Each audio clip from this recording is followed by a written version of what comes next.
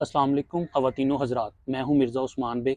एक नई आखिरी आरामगा के साथ आपकी खिदमत में हाज़िर हैं।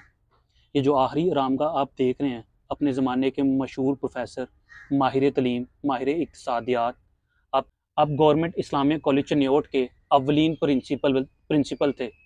ये जो आखिरी आरामगा है शेख अताउल्लाह की है।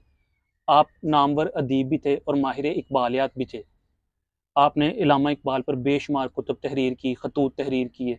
इसके अलावा आपके बेटे मुख्तार मसूद भी पाकिस्तान के नामवर ब्यूरोक्रेट और अदीब थे। शायद उनकी दो एक किताब थी आवाज़ दोस्त, वो बेहद मकबूल मारूफ हुई।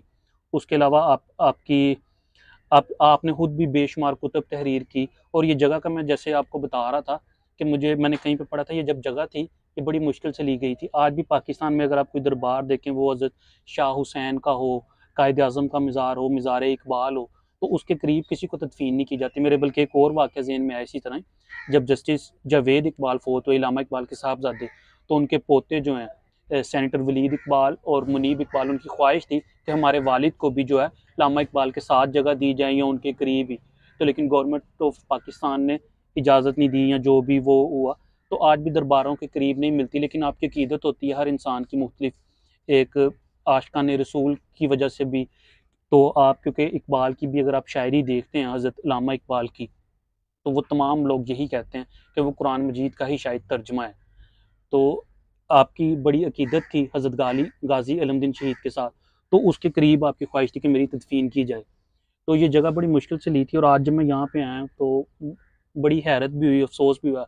हालाँकि मैं अक्सर आप मेरी पॉज़िटिविटी ही मेरा मैसेज होता है देना, ना कब्र दिखाना होता है। मैं अक्सर ये वीडियोज़ में बात करता हूँ कि अपने मरहूमीन के लिए आप तो कहीं पे भी अगर बेटे बाहर चले गए हैं या वालदेन बाहर चले गए हैं बाहर के मुल्क में, और बाकी बच्चों की कब्रें यहाँ पे हैं या आपके वालदेन की हैं, तो आप कहीं पे भी फातिहा कर सकते हैं। उनके लिए आप ज़िंदगी में कुछ ऐसे नेक अमाल करें कि उनको साले सवाब मिलता जाए। और कब्र तो आप पत्थर की बनाएं, जो मैं वो भी बात करता हूँ, मिट्टी की वो एक दिन ख़त्म हो जानी है।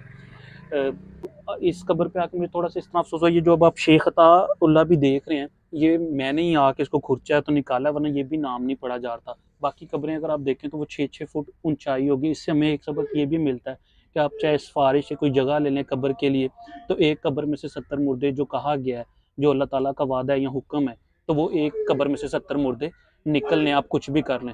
और इंसान चाहे गवर्नर है, कुछ भी है, एक दिन आना है कि उसका नामो निशान जो है वो मिट जाना है। उम्मीद करते हैं आज की वीडियो आपको पसंद आई होगी। इसी तरह लाहौर में किसी भी हीरो की, कोई आर्मी ऑफिसर की आप आखिरी राम का देखना चाहते हैं तो हमें अपने कमेंट सेक्शन में बताएं, तो उसको पूरी तफसील के साथ आपको आगाह किया जाएगा। अपना बहुत ज़्यादा ख्याल रखिए।